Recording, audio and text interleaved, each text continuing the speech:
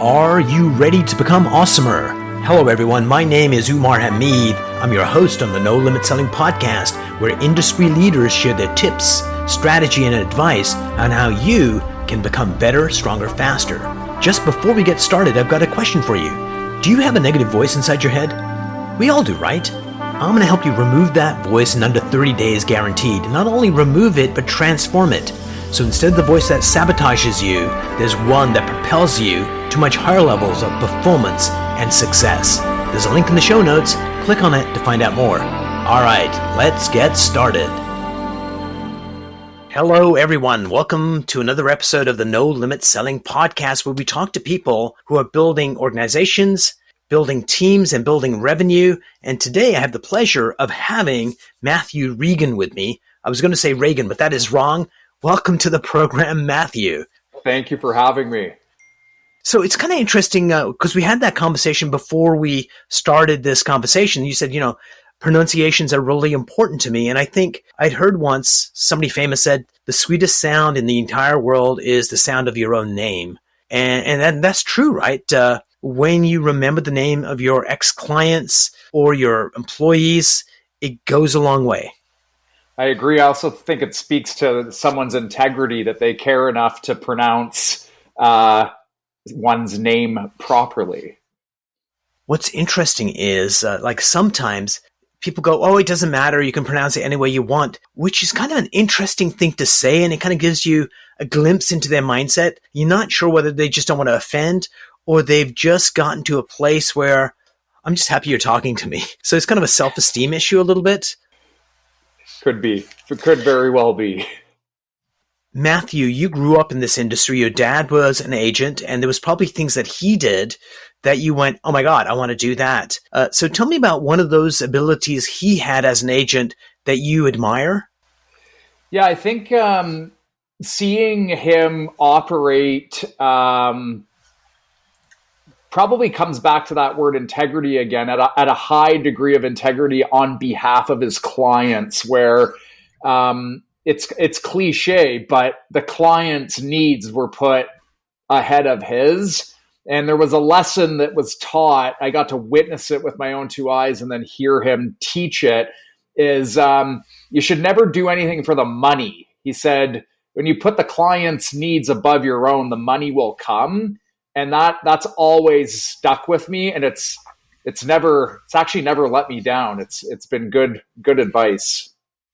Can you give me an example of seeing your dad do that in real life, where it cost him something to do the right thing? Because everyone talks about it, but when it comes down to it, it's like, do I take the extra $1,000 or do I do the right thing? Do you have an example that comes to mind that your dad did? Well, maybe not so much that my dad did, because 17 years later, a lot of that's a blur. But I oftentimes when we represent a client and we're in this case maybe transacting in a home, the purchase or sale of a home, oftentimes someone's biggest asset, you wear a lot of responsibility on helping the customer make the right decision. And one of the wars that rages in a consumer's mind is, am I taking the best offer? Are the terms and conditions appropriate for what that customer's unique situation is? And as a representative of them, you've got to be extremely careful that you don't let your selfish reasons bleed into the consumer's decision-making. In just to be blunt, the quicker I can get this deal done, the faster I get paid. Well, yeah, but if the seller or the consumer smells that, good luck getting a repeat customer down the road, let alone a referral. So again, you've really got to draw a hard line between your interest versus the customer's. Absolutely. And I think what's interesting is I was at a real estate office in Baltimore, and I saw this master at his craft. And a client called in and they were really upset about the offer they were getting. And the guy took 15 minutes to talk to her. And then he finally got her to the punchline, which was, take a look at the net price you're going to walk away with that is actually higher than what you expected.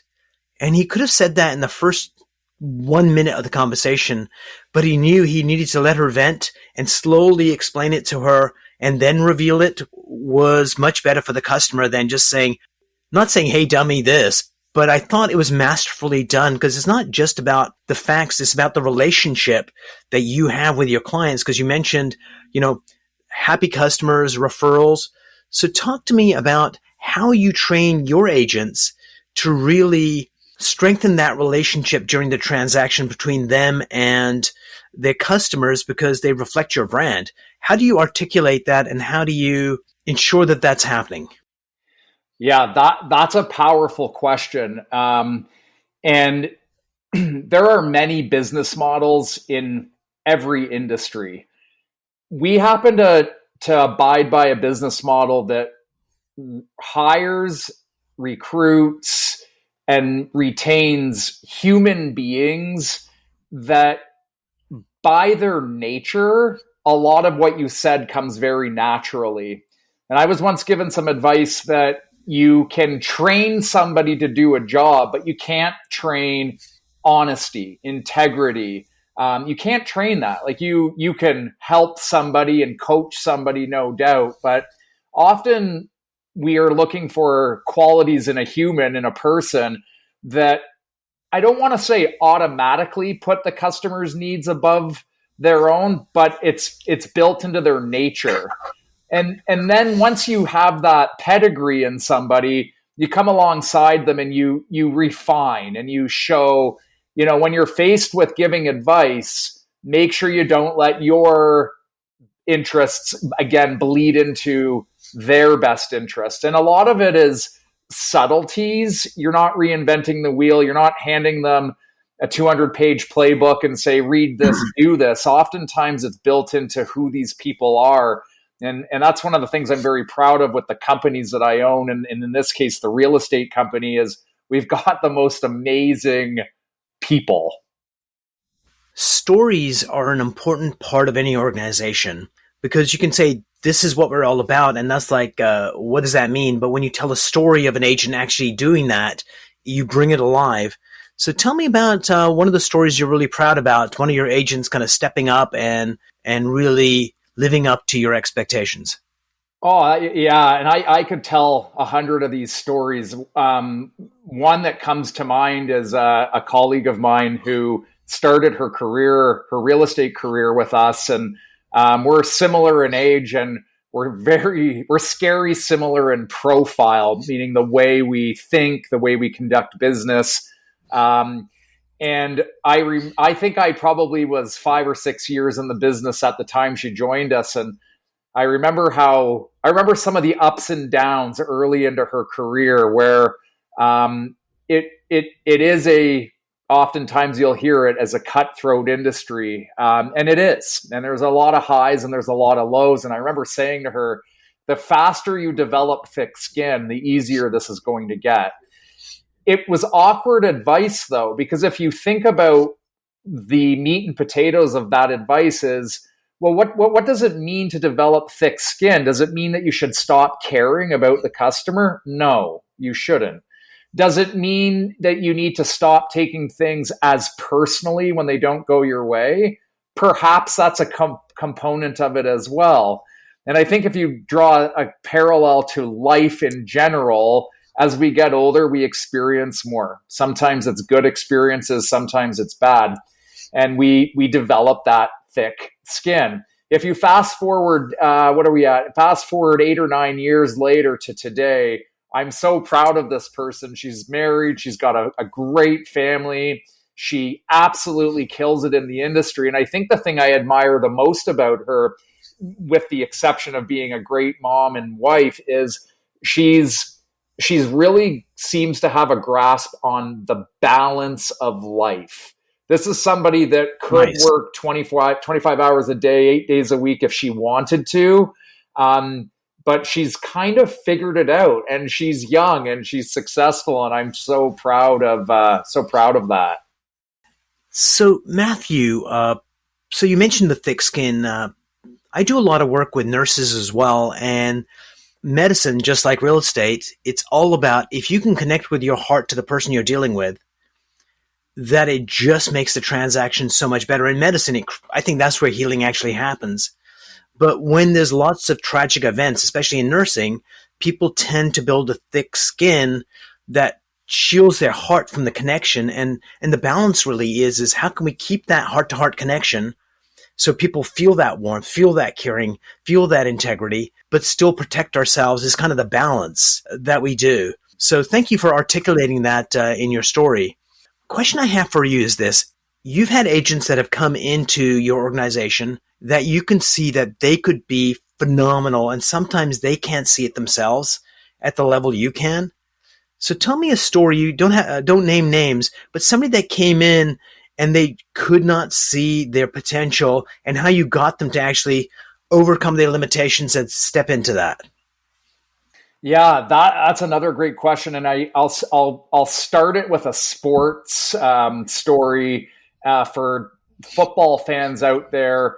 The long-standing New England Patriots coach Bill Belichick will probably go down when he retires as one of, if not the greatest football coaches of all time. And you'll look at his Hall of Fame resume, and you'll see a lot of wins, you'll see a lot of statistics, and you'll see a lot of Super Bowl championships. But one of the things he's most respected for in the world of sport is he can see things in an athlete, perhaps on another team or in college, that others don't see. And it's often the gift of being able to see this person's potential. And I've never forgotten that. So when I look at resumes and people that come my way, first of all, I always feel very fortunate that people want to even consider aligning themselves with us. But what we're often looking for is, what is this person's potential? And we have a person on our team, and I've never shied away from telling this story and how wrong I was when I interviewed this person. I remember saying to one of my business partners, I'm going, that person's never going to make it in real estate. But this is a good person, good qualities, big heart, very caring. Her nature was kind of like a nurse, like just so empathetic. And the long story short is she just completely, in the most amazing way, proved me wrong. And she's now 2.5 years into her career and just hitting it out of the park. And I couldn't be more proud that she actually proved me wrong. And then that's that Bill Belichick, where I failed to see this person's potential. And what a great lesson to learn early, to go, just because there's one way to do something doesn't mean that there isn't another way to succeed at the same goal. So the Matthew I see before me is way better than the Matthew that probably was there 5 years ago or 10 years ago. I hope so. So tell me about one of the challenges you had to overcome, because oftentimes, by the way, here's my personal theory.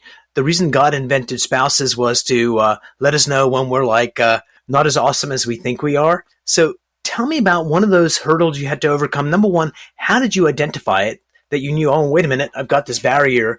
And then how did you overcome it to become the person you are right now? Yeah, and I like to think God, humans make plans and God laughs, right? So, I'd have to take you back to my early 20s. I'm making great money. I don't like this word, but I'll use it for clarity purposes. I was very successful. I had the car, I had the house, I had the clothes, I had the lifestyle. And that was about an 8-year period in my life. And I found Christianity, or maybe it found me, depends how you look at that. And a light switch went off. Now that is in conjunction with some incredible people that had the guts to basically stand up to this egotistical, know-it-all, late 20-year-old, and basically say, you got to make some changes in your life if you want a life worth having.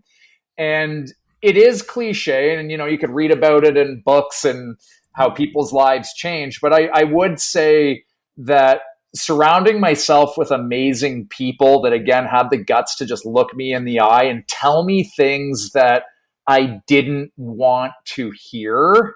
But when I went home and looked in the mirror and had that conversation with the person staring back in the mirror, it was the truth, and it was the hard truth, but it couldn't have been.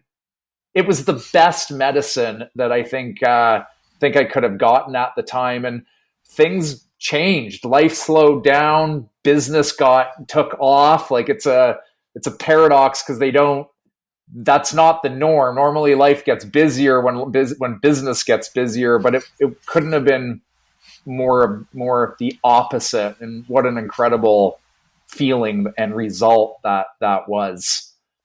So we're going to go visit that in a moment, but I want to ask you a question first.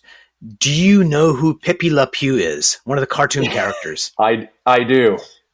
So there was this one episode where somebody had told Pepe that he stank really badly.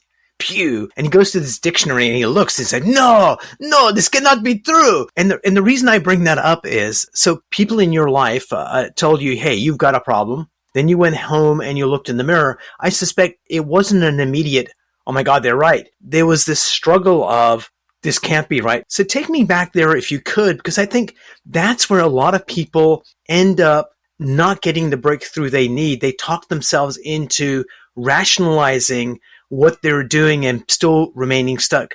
So did you have that struggle? And if you did, what was that like? And how did you finally get to the other side and go, okay, I got an issue. I need to solve it.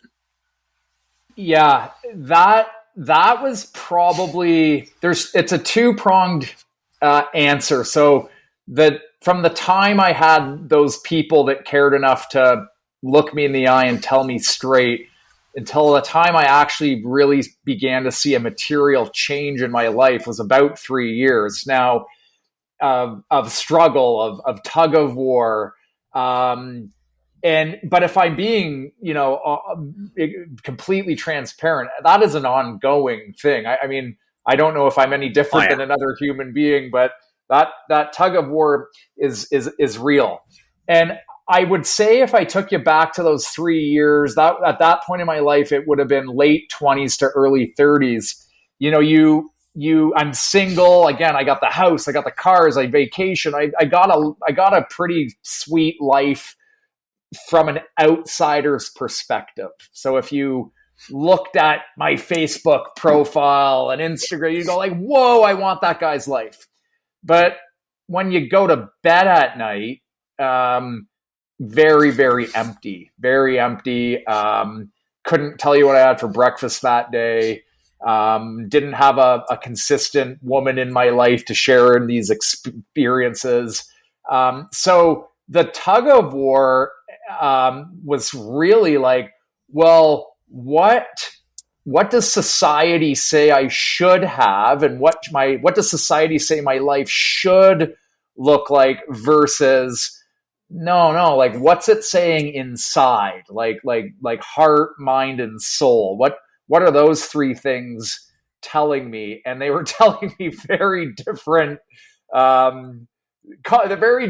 things. So you want to talk about a tug of war for those 3 years, man, that was tough, but I think I've won. I think I'm on one side of this coin now, and don't get me wrong, it's work every single day. There is still a lot of room for improvement, or as Bill Belichick would say, that guy's got growth ahead of him. We'll hire him.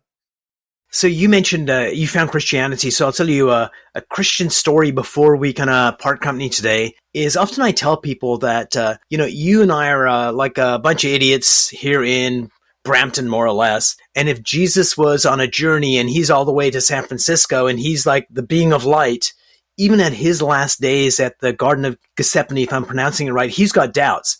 Should I stay? Should I go now? What's going on? So if the one has doubts, we got a lot of learning to go. There's just plateau after plateau after plateau. Like it's never done. It's an ongoing process of becoming better as we go. So Matthew, I've got two last questions for you. Number one, could you share a mind hack, a simple technique you use to make your life happier, more effective, that our listeners would really appreciate?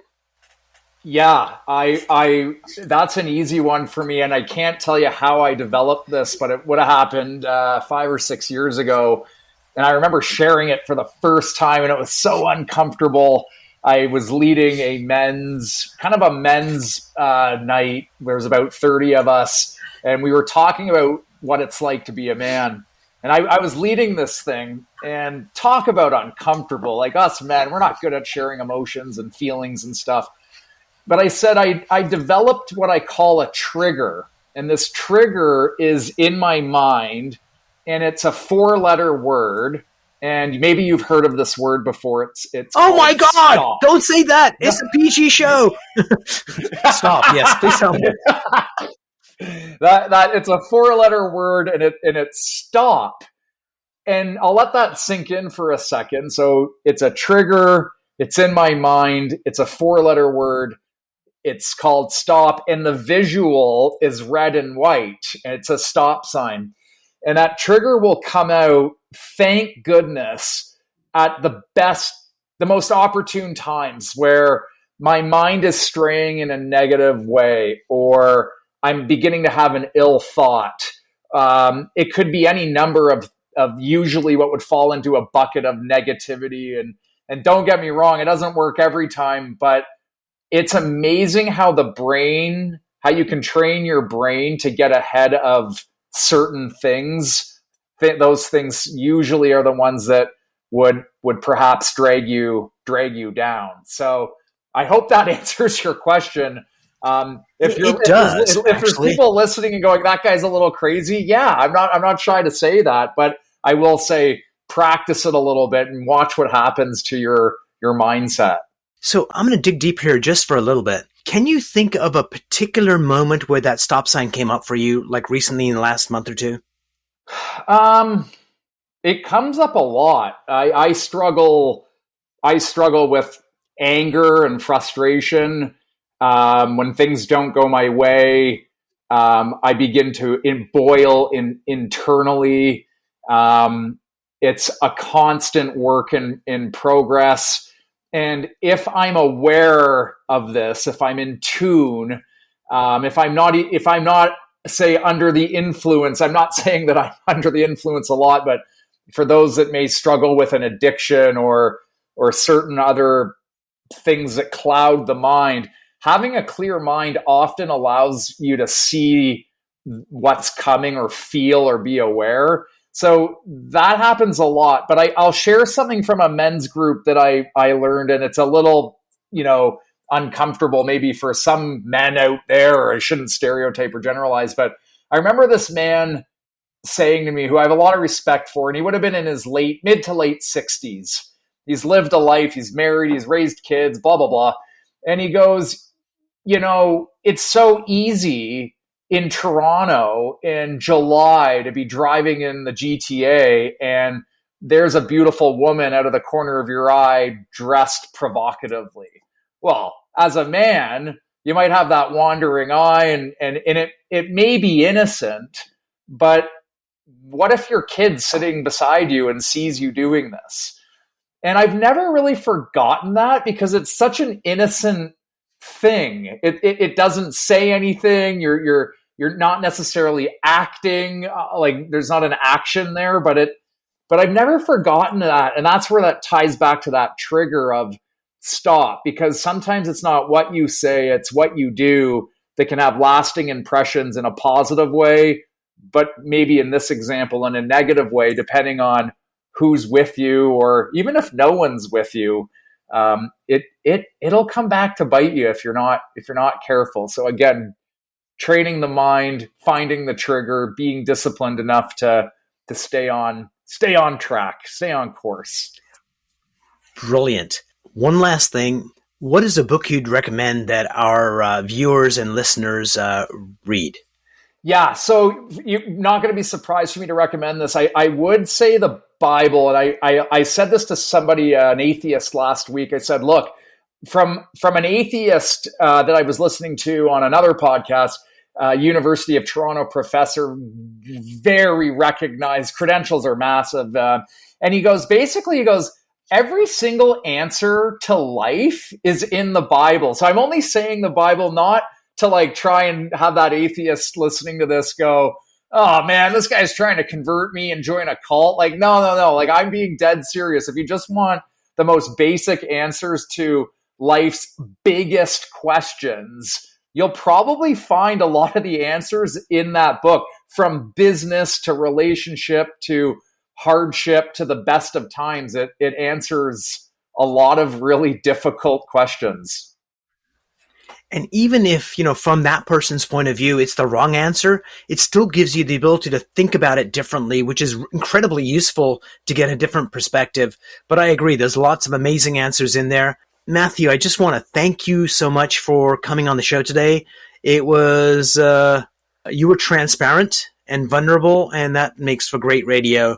Thanks so much for being on the show. You're very welcome. Thank you for having me. Or hopefully I'll get to meet you in person one of these days.